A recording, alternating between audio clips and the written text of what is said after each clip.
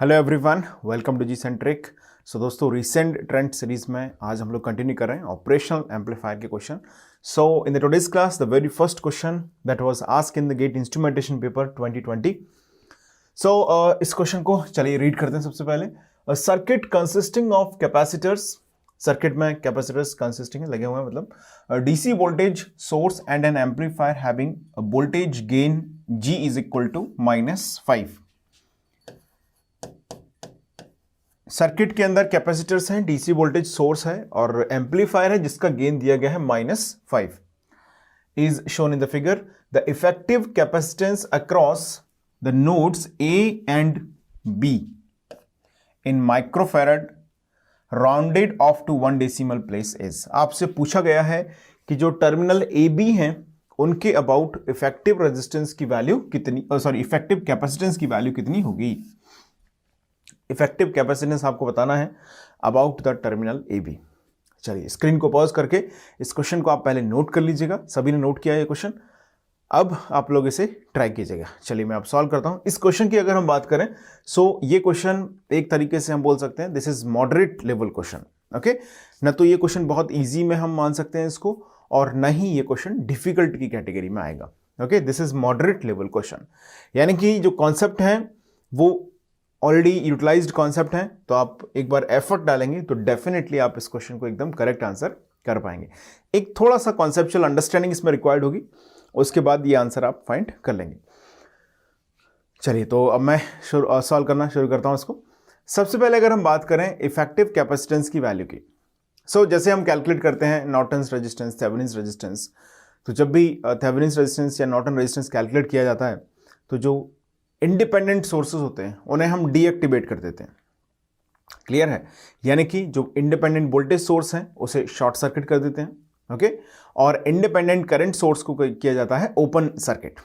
Basically जैसे मान लीजिए यहां पर सोर्स लगा हुआ है, वोल्टेज सोर्स, इसे ये क्या कर रहा है यहां पर, बेसिकली ये पोटेंशियल डिफरेंस प्रोवाइड कर रहा है एट दिस टर्मिनल। अब आपने इसे डीएक्टिवेट किया, मतलब इन दोनों टर्मिनल्स का पोटेंशियल डिफरेंस हो गया है 0, तो आप इसे रिप्लेस कर देंगे शॉर्ट सर्किट से। क्लियर है, ओके। अब हमें यहां से ए बी फाइंड करना है, C about A B find करना है हमको, ये फाइंड करना है। आपने इसे डीएक्टिवेट किया, यानी कि शॉर्ट सर्किट कर दिया इस तरीके से। तो 7 माइक्रोफैरड 3 माइक्रोफैरड तो आ गए पैरेलल में, और इनके साथ सीरीज में आ गया 4 माइक्रोफैरड। लेकिन आप एक चीज समझिएगा, टर्मिनल ए के साथ एक और कैपेसिटेंस यहां पर कनेक्टेड है जिसकी वैल्यू है 2 माइक्रोफैरड। एक कैपेसिटेंस है 2 माइक्रोफैरड का जो यहां पर टर्मिनल ए के साथ कनेक्टेड है। अब ये ए से बी के बीच में कनेक्ट होता तो हम आसानी से इसको कंक्लूड कर लेते क्या होगा इसका। अब ये ए से कनेक्टेड है और फीडबैक में कनेक्टेड है विद एम्पलीफायर। ओके, यानी कि अगर मैं इसे यहां पर मान के चलूं, ये टर्मिनल ए हो गया और यहां पर कुछ टर्मिनल हमने मान लिया कि ये सी है, ए से सी में ये कनेक्टेड है। अब आपको इसको भी थोड़ा सा सिंप्लीफाई करके इस तरीके से यहां पर पुट करना होगा कि ये इफेक्टिव कैपेसिटेंस की वैल्यू में यूटिलाइज हो सके। तो क्या किया जाना चाहिए? दोस्तों, एक कॉन्सेप्ट हमने सीखा था, millers theorem. Let me recall that concept for you, specially for the capacitors. Resistance के लिए भी हम इस कॉन्सेप्ट को पढ़ते हैं और कैपेसिटेंस के लिए भी पढ़ते हैं। जैसे मान लीजिए टर्मिनल 1 ये है, ये टर्मिनल 2 है, ये कैपेसिटेंस C है। ओके, यहां पर हमने मान लिया कि टर्मिनल 1 से लेके ग्राउंड लेवल का वोल्टेज है V1, टर्मिनल 2 से लेके ग्राउंड लेवल का वोल्टेज है V2। ओके, और V2 अपॉन V1 को अगर मैं यहां पर रिप्लेस कर दूं गेन से, यानी कि A से, इस तरीके से, तो दोस्तों इस कैपेसिटेंस की सर्किट को हम इक्विवेलेंटली इस तरह से रिप्लेस कर सकते हैं। 1 कैपेसिटेंस जो कि कनेक्ट हो जाएगा फ्रॉम 1 टू ग्राउंड, जिसकी वैल्यू मैं लिख सकता हूं CM, और कैपेसिटेंस 2 जिसे हम लिख रहे हैं CN, ये कनेक्ट हो जाएगा 2 से लेके ग्राउंड तक। यानी कि ऐसा कुछ सर्किट अगर हमारे पास है कि एक कैपेसिटेंस है जो टर्मिनल नंबर 1 एंड 2 के बीच में कनेक्टेड है, ओके, जिसका वोल्टेज 1 पर है 1 to ground V1, 2 to ground V2, तो हम इसे रिप्लेस कर सकते हैं एक इक्विवेलेंट सर्किट से जिसके अंदर दो कैपेसिटेंसेस हैं। ओके, कोई ज़रूरी नहीं है इस तरह से हम इनको कनेक्ट करें, कंफ्यूज बिल्कुल ना हो आप। सिंपल आप इसे ग्राउंड से कनेक्ट कर सकते हैं, यहाँ पर भी डायरेक्टली ये ग्राउंड से कनेक्टेड है। तो आप इसे कंप्लीटली इस तरह के एक सर्किट स्ट्रक्चर में रिप्लेस कर सकते हैं, जिसमें ये 1 से ग्राउंड तक कनेक्ट हो जाएगा और 2 से ग्राउंड तक ये कनेक्ट हो जाएगा, जिसमें वैल्यूज होंगी CM CN। अब CM की वैल्यू क्या होगी? CM इज इक्वल टू होगा ये capacitance C into 1 minus V2 upon V1 यानी कि A, ये होगा। और दोस्तों जो CN होगा उसकी वैल्यू होगी C into 1 minus 1 upon A। इसे बोला जाता है मिलर्स थ्योरम। आपको ये मालूम है तो बहुत अच्छी बात है, नहीं मालूम है तो आप इसे अभी नोट कर लीजिएगा और दिमाग में रखिएगा। क्लासरूम में हमने इसका डिस्कशन किया हुआ है। मिलर थ्योरम को हमने रेजिस्टेंस के लिए भी सीखा है और कैपेसिटेंस के लिए भी सीखा है। तो रेजिस्टेंस के लिए जब हम बात करते हैं तो R अपॉन 1 माइनस A आ जाता है और यहां पर R अपॉन 1 माइनस A आ जाता है। क्लियर है? नोट कर लीजिएगा आप इसको। ओके, सो क्लासरूम में मैंने डिस्कस किया हुआ है इसको, तो जिन लोगों ने क्लासेस अटेंड की होंगी वो इसे समझ पा रहे होंगे। बाकी कुछ भी नहीं है, ऐसा कोई बहुत हैवी कॉन्सेप्ट नहीं है। आपने क्लास नहीं भी अटेंड करी है दोस्तों, तो आप अगर इतना रिलेट कर पा रहे हैं that's will be enough for analysis purpose. Okay, चलिए अब वापस से क्वेश्चन पर आते हैं। ध्यान दीजिएगा, जो 2 माइक्रोफैराड का कैपेसिटेंस यहां पर कनेक्टेड है, ये टर्मिनल A को हमने मान लिया कि 1 है और ये टर्मिनल C हमने मान लिया 2 है। तो 1 से 2 के बीच में ये कनेक्टेड है। तो क्या मैं इसको ऐसे कनेक्ट कर सकता हूं, 1 से ग्राउंड 2 से ग्राउंड, एग्जैक्टली। तो आपके पास, पहले इसको नोट करो, देख लिया। चलिए अब आपके पास जो मॉडिफाइड सर्किट आएगा यहां पर वो कैसा होगा देखिएगा। वोल्टेज सोर्स हो चुका है डीएक्टिवेटेड गाइस, बिल्कुल। तो वोल्टेज सोर्स को हमने कर दिया है डीएक्टिवेटेड, शॉर्ट सर्किट किया।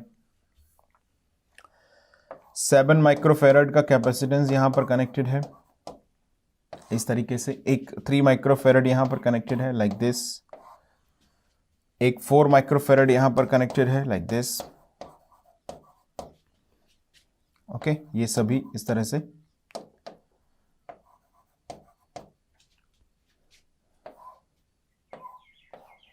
और ये टर्मिनल हो गया हमारा AB, जिस पर हमें कैपेसिटेंस की वैल्यू फाइंड करनी है, CAB। उसके पहले एक थोड़ा सा लिख देते हैं। अब जरा देखिए यहां से A से लेके C, यानी A से लेके 1 2 तक के बीच में कौन है, यहां पर कैपेसिटेंस कनेक्टेड है 2 माइक्रोफैराड का। तो 1 से लेके, यानी कि A से लेके ग्राउंड तक, अब ये B नोड क्या रखा गया, ग्राउंड रखा गया यहां पर इस तरह से। तो A से लेके ग्राउंड तक ये कैपेसिटेंस यहां पर कनेक्ट हो जाएगा CM, और यहां पर कनेक्टेड है एम्पलीफायर जिसका गेन A है या G दिया गया, व्हाटएवर। ओके, ये है। और इसका आउटपुट टर्मिनल अब इस तरह से यहां पर कनेक्ट हो जाएगा विद कैपेसिटेंस CN। हालांकि हमें कोई दिलचस्पी नहीं है CN कैपेसिटेंस के अंदर। ये हो गया टर्मिनल हमारा A और ये हो गया दोस्तों टर्मिनल B। इतनी बात बिल्कुल क्लियर होनी चाहिए, कोई कंफ्यूजन की यहां तक गुंजाइश नहीं है। देखिएगा, अब यहां से हम बोल सकते हैं C of AB। Terminal A and B के बीच में कैपेसिटेंस की नेट वैल्यू कितनी अब हो जाएगी, बताइए। CAB कितना होगा? This 7 microfarad and 3 microfarad will be in the parallel now. Okay, ये दोनों क्या हो जाएंगे, पैरेलल में आ जाएंगे। ये टर्मिनल दोनों मिले हुए हैं, पैरेलल में है। तो 7 और 3 पैरेलल में, यानी कि 7 + 3 10। ओके, 10 और ये 4 क्या हो जाएंगे, इज इन सीरीज। ओके, सो यहां पर अगर हम CAB की फाइनल वैल्यू को लिखते हैं तो हम लिख सकते हैं ये 10 माइक्रोफैराड और 4 माइक्रोफैराड सीरीज में है। तो 10 × 4 डिवाइडेड बाय 10 + 4 प्लस CM। दोस्तों हमें CM की वैल्यू भी फाइंड करनी पड़ेगी, है ना। तो CM की वैल्यू कितनी होगी जरा बताओ। CM इज इक्वल टू होगा एज यूजुअल, ये फॉर्मूला हमारे पास है, C इंटू यानी कि 2 microfarad into 1 minus A, gain V2 upon V1 कितना दिया गया, -5। साइन का ध्यान रखेंगे, कितना दिया गया है, -5। तो ये हो गया -5। सो CM की वैल्यू यहां से आ जाएगी 2 × 6 यानी कि 12 माइक्रोफैराड। अच्छा, सी एन की वैल्यू कोई जानना चाहे तो कितनी होगी, हालांकि हमें इसमें जरूरत है नहीं, 1 minus 1/5, sorry 1 minus 1/, so plus हो जाएगा ये। सो ये कितना हो जाएगा 6 इंटू सॉरी हाँ 6/5, सो 12/5, सी एन हो जाएगा 12/5 माइक्रोफेराड। हालांकि दोस्तों हमें इसकी कोई जरूरत है नहीं, जस्ट मैंने कैलकुलेट कर दिया है। ओके, सो सी एम आ गया कितना 12 माइक्रोफेराड। सो ये हो गया 40/14, 40/14 यानी कि 20/7, 20/7 plus 12। Okay, so C about terminal A B is equal to, अब जो भी इसकी वैल्यू आ रही है 20/7 कितना हो जाएगा 2.8 समथिंग आई थिंक। ओके, 7 से यहाँ पर डिवाइड किया तो 14 टाइम्स 6 पर रह गया। Okay, 2.8 plus 12, so this is something 14.8 microfarad. ये यहां पर आंसर जनरेट हो जाएगा। मुझे उम्मीद है आप सभी ने इस क्वेश्चन को आसानी से समझ लिया होगा। इस क्वेश्चन के अंदर जो क्रक्स है वो ये है कि आपको मिलर थ्योरम आती है कि नहीं आती है, that's the crux of this question. और इससे ज्यादा इसके अंदर कुछ भी एक बहुत डिफिकल्टी जैसी चीज नहीं है। ओके, अगर आपका मिलर थ्योरम का कॉन्सेप्ट क्लियर है तो आपके लिए क्वेश्चन आसान है। ओके, आपको थोड़ा सा क्लिक वहां पर करना जरूर पड़ेगा कि मिलर थ्योरम किस तरह से हमें यूटिलाइज में करनी है। तो मैं इसे समझता हूं this is a moderate level question that was asked in the GATE instrumentation 2020 paper. चलिए अब बात करते हैं अगले क्वेश्चन की, नेक्स्ट क्वेश्चन की बात की जाएगी। दोस्तों ये क्वेश्चन पूछा गया गेट इलेक्ट्रॉनिक्स में इन द सेम ईयर 2020 में। रीड करते हैं इस क्वेश्चन को। The components in the circuit shown below are ideal. Okay, यानी कि ओपैम्प वगैरह यहां पर जो लगे हुए हैं वो सब आइडियल हैं। इनपुट करंट 0 होगा, क्लियर है। Okay, if the op-amp is in positive feedback, ध्यान दीजिएगा यहां पर ओपैम्प यूज किया गया है पॉजिटिव फीडबैक में। पॉजिटिव फीडबैक एप्लीकेशन हमने ऑलरेडी डिस्कस किया हुआ है। सो ओपैम्प यहां पर कैसे यूज किया गया है, पॉजिटिव फीडबैक में यूज किया गया। And the input voltage Vi is a sine wave of amplitude 1 volt, the output voltage V0 is. आपसे पूछा गया है दोस्तों कि जो इनपुट वोल्टेज है वो है ±1 वोल्ट का साइन वेव।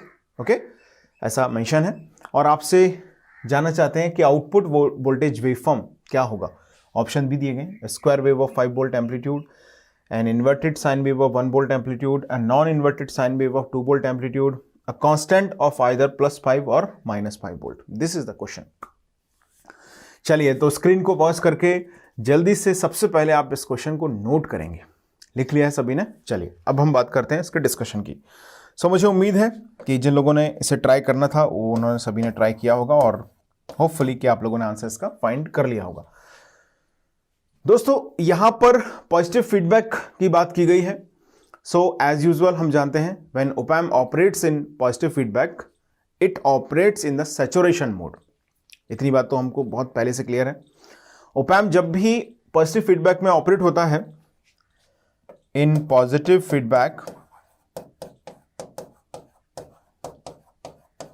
इन पॉजिटिव फीडबैक, ये मॉडरेट लेवल का क्वेश्चन है। ओके, इसे इजी नहीं बोला जा सकता है और ऐसा डिफिकल्ट नहीं है कि अटेम्प्ट नहीं होगा। ट्रिक है, कॉन्सेप्ट है। सो मॉडरेट टू डिफिकल्ट के इन बिटवीन आप इसको रख सकते हैं। Okay, it's a decent question. इन पॉजिटिव फीडबैक ये क्वेश्चन आपको एग्जाम में तभी बनेंगे जब आपने एफर्ट सब्जेक्ट को सीखने में लगाए होंगे। ओके, ऐसे लाइन बाय लाइन सब्जेक्ट पढ़ के चले गए, मान लीजिए आपने सही से कॉन्सेप्चुअल ग्रिप अगर तैयार नहीं की सब्जेक्ट पर, तो ये क्वेश्चन आपको कंफ्यूज कर सकते हैं, इनफैक्ट गलत आंसर भी ला सकते हैं। ओके, तो ये मॉडरेट टू डिफिकल्ट की कैटेगरी में इसको हम रख सकते हैं। डिफिकल्ट नहीं है और ये एग्जैक्टली मॉडरेट भी नहीं है, थोड़ा सा अच्छा क्वेश्चन है। So in positive feedback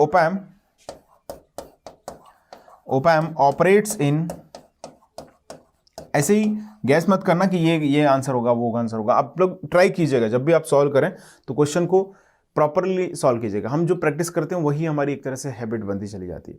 okay, कुछ ऐसे क्वेश्चन नहीं है जो फैक्ट बेस्ड हों जिनमें आप आंसर को एकदम से रिकॉल करके लिख दें।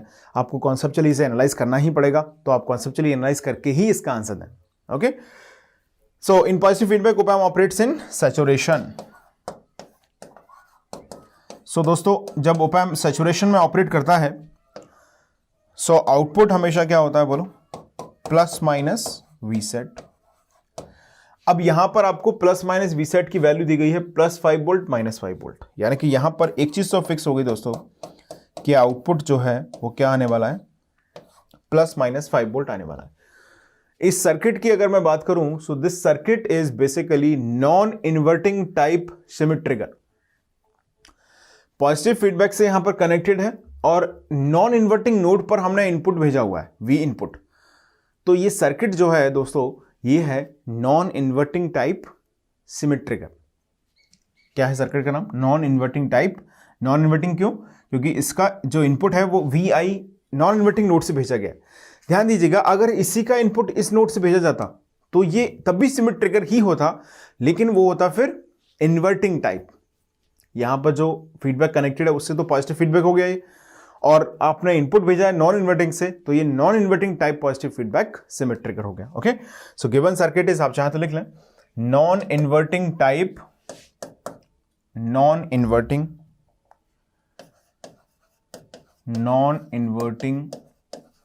Cement trigger. ये सर्किट जो है वो non inverting Schmitt trigger circuit है दोस्तों। पहले इसको नोट करें आप, लिखा है इतना। चलिए अब बात करते हैं इसके इनपुट वोल्टेजेस की। तो सबसे पहले अगर हम नॉन इन्वर्टिंग और इन्वर्टिंग नोड को ऑब्जर्व करें तो ये जो इन्वर्टिंग नोड है उसकी वैल्यू कितनी है? 0 वोल्ट है। इन्वर्टिंग नोड को मैं ऐसे ही दिखा रहा हूं V माइनस से, इसकी वैल्यू कितनी है दोस्तों? 0 वोल्ट है। अच्छा, V नॉन इन्वर्टिंग की वैल्यू कितनी हो जाएगी? V positive. कैसे लिख सकते हैं? सुपर पोजिशन से लिख सकते हैं, KCL लगा दें। इस नोड पर हमने KCL लगाया, हमने इसको बोला कि चलो ये वोल्टेज जो है V1 है, व्हाटएवर, ओके V1 है, तो इसकी वैल्यू क्या हो जाएगी? या हमने V प्लस लिखा है, कोई फर्क नहीं पड़ता, V प्लस हमने लिखा, तो इसकी वैल्यू कितनी हो जाएगी? V plus minus VI upon 1K plus V plus minus V0 upon 1K is equal to 0। आपने किरचॉफ्स करंट लॉ लगा दिया, या फिर हम सुपर पोजिशन से लिखेंगे तो सीधा VI इंटू 1K, कैसे लिखा जाएगा बोलो? VI into 1K plus V0 into 1K, इसे हम बोलते हैं super position principal. 1K plus 1K। देखिएगा, जैसे मान लीजिए यहां पर वोल्टेज है V1, दो रेजिस्टेंसेस कनेक्टेड है R1 R2, यहां का वोल्टेज है सपोज V2 V3। सो दोस्तों V1 की वैल्यू को लिख सकते हैं V2 into R2 plus V3 into R1 divided by R1 plus R2। इस तरह से क्रॉस मल्टीप्लाई में करते हैं। V2 का मल्टीप्लाई इससे कर दीजिएगा, इसका मल्टीप्लाई इससे कर दीजिएगा, तो आपके पास यहां पर V1 की वैल्यू हो जाएगी divided by R1 plus R2। इसे बोलते हैं सुपर पोजिशन प्रिंसिपल। इसको आप दिमाग में रख सकते हैं थोड़ा सा जल्दी आंसर निकालने के लिए। लिख लिया सबने? चलिए वापस से आते हैं इस पर। 1K will cancel each other, है ना, K सब जगह कैंसिल हो जाएंगे। तो V प्लस हमारे पास आ गया VI plus V0 divided by 2। यह इतनी बात क्लियर है सभी को? कोई कंफ्यूजन की यहां तक गुंजाइश नहीं होनी चाहिए।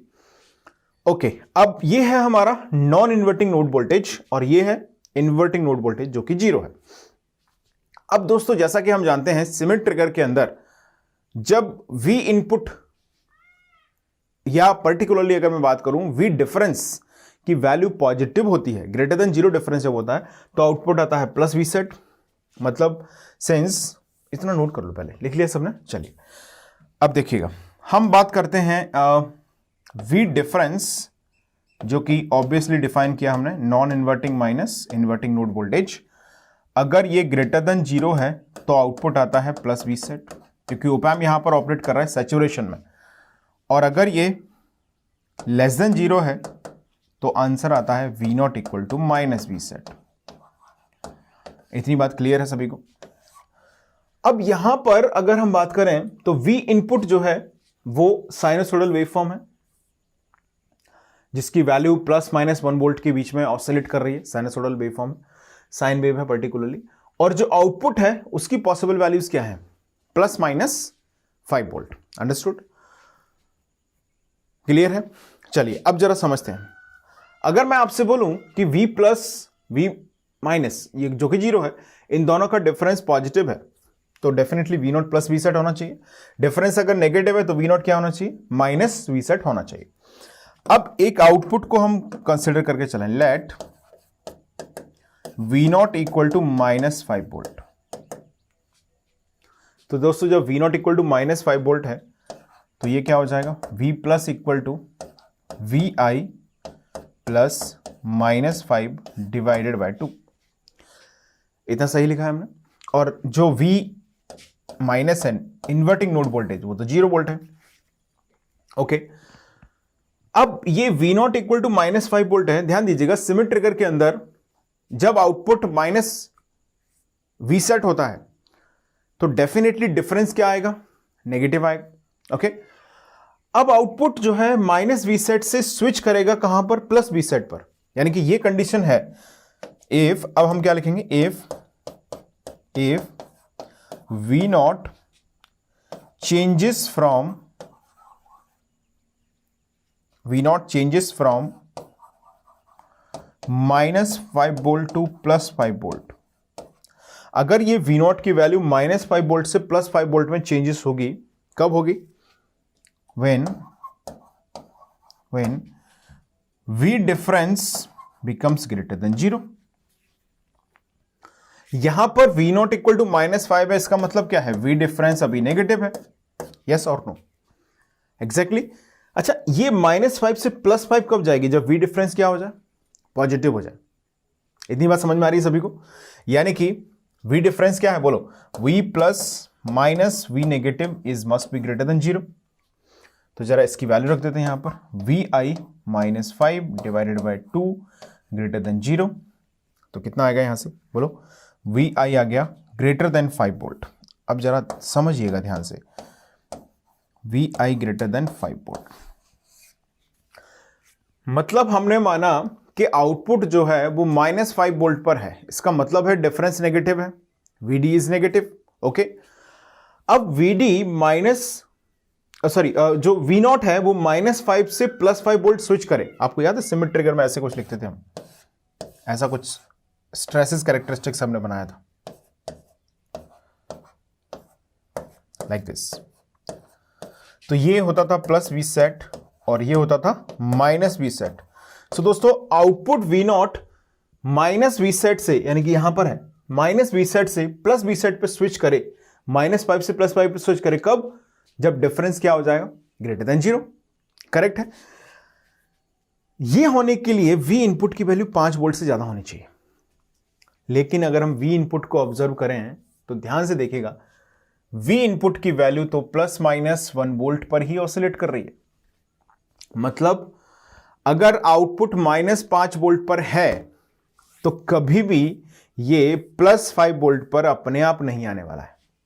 क्यों नहीं आने वाला, क्योंकि V इनपुट कभी भी 5 वोल्ट हो ही नहीं सकता, ग्रेटर देन 5 वोल्ट पॉसिबिलिटी नहीं है, क्योंकि V इनपुट तो प्लस माइनस 1 में ऑसिलेट कर रहा है as a given in the question. Okay, क्या लिखेंगे, here output will not change from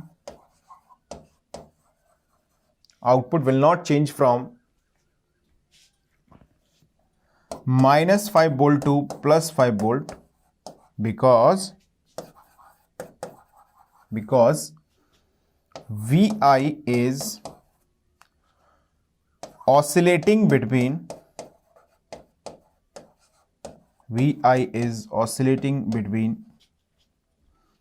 plus 1 and minus 1। So जो V इनपुट है वो प्लस 1 और माइनस 1 के बीच में क्या कर रहा है, ऑसिलेट कर रहा है, इसीलिए ये संभावना ही नहीं बन सकती ग्रेटर देन 5 हो। अब चलिए जरा दूसरा पहलू देखते हैं। मान लीजिए हम कंसीडर करके चलें, पहले इसको नोट करो, इतना थोड़ा सा क्वेश्चन डाइजेस्ट होने में आपको प्रॉब्लम दे रहा होगा, इसलिए मैंने बोला कि ये मॉडरेट टू डिफिकल्ट की कैटेगरी में आता है वाला क्वेश्चन है। आसान ये नहीं है, मॉडरेट भी नहीं है, मॉडरेट टू डिफिकल्ट के बीच में कहीं कुछ है ये। ओके, इसको नोट करें, पहले इतना लिखा आपने। अब मैं दूसरे पहलू की बात कर रहा हूं। अब मैं मान के चलूं, let let V not equal to +5 volt. So दोस्तों V नॉट +5 वोल्ट है, इस बात का मतलब क्या है? इस बात का मतलब है कि जो V डिफरेंस है वो ग्रेटर देन 0 होना चाहिए। बिल्कुल सही बात है। अच्छा, V प्लस की वैल्यू क्या होती है? एज यूजुअल हमने लिखा अभी VI plus V not by 2। अच्छा, V इन्वर्टिंग की वैल्यू क्या है? एज यूजुअल 0 वोल्ट है, बिल्कुल। अच्छा, डिफरेंस क्या होना चाहिए? ग्रेटर देन 0, यहां इस कंडीशन में। अब मैं आपसे बोलूं if V naught changes from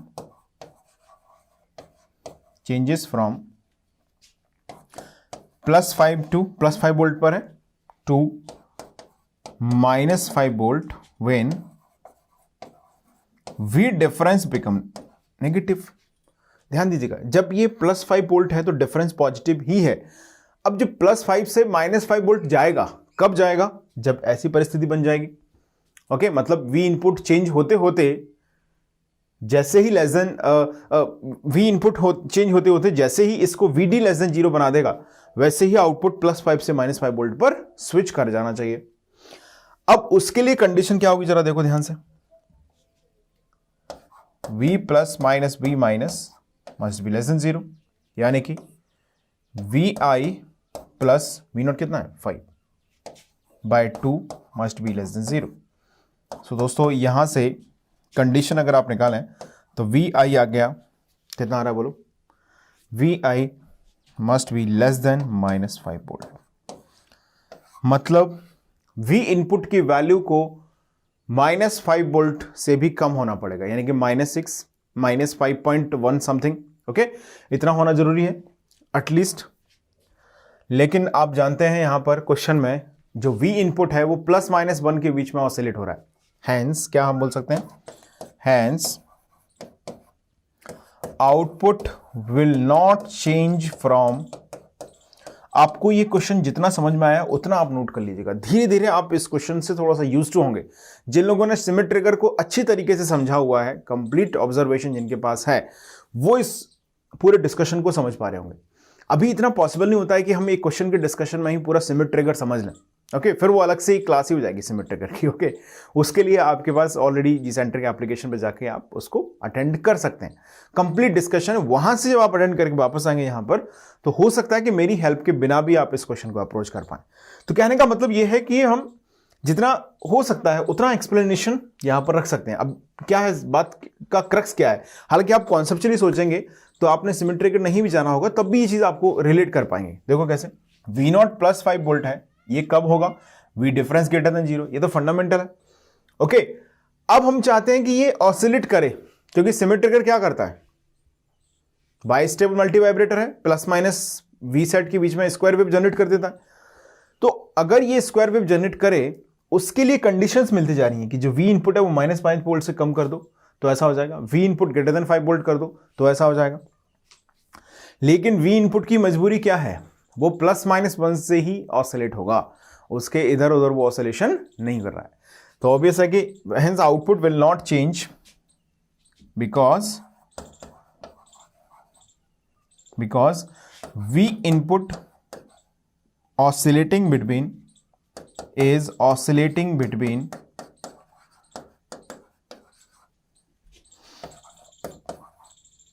+-1।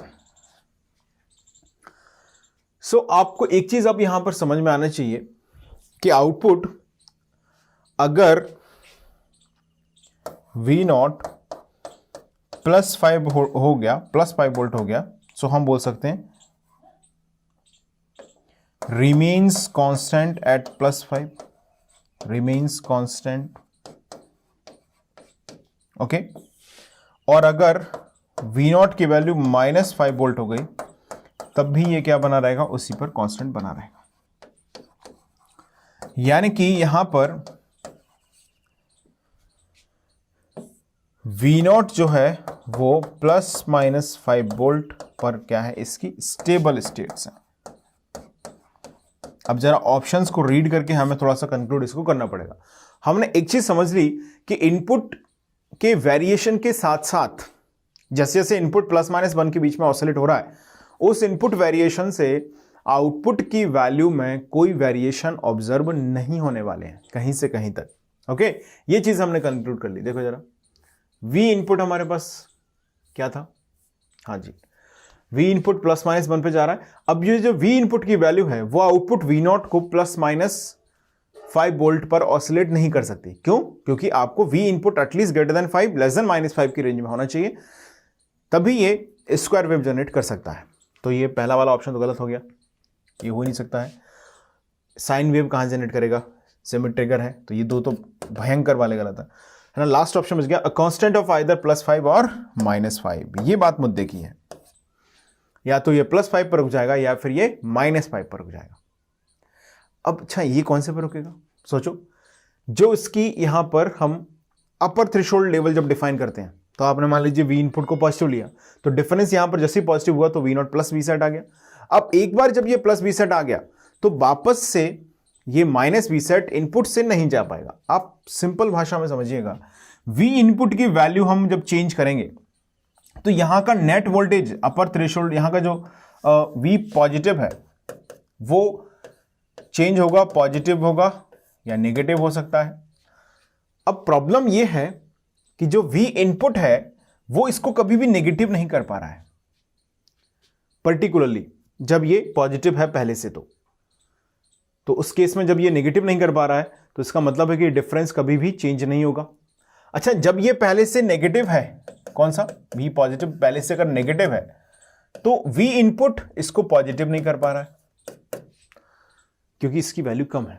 V input की वैल्यू -+1 के बीच में ऑसिलेट हो रही है, इसलिए जो V प्लस यहां पर जो है नॉन इन्वर्टिंग नोड वोल्टेज, जो उसकी प्रीवियस स्टेट है उसी पर वो बना हुआ है। मतलब अगर प्रीवियस स्टेट पॉजिटिव है तो उसमें थोड़ा सा डिक्रीमेंट इंक्रीमेंट जरूर रहा है, लेकिन वो नेगेटिव में उसको नहीं ले जा पा रहा है।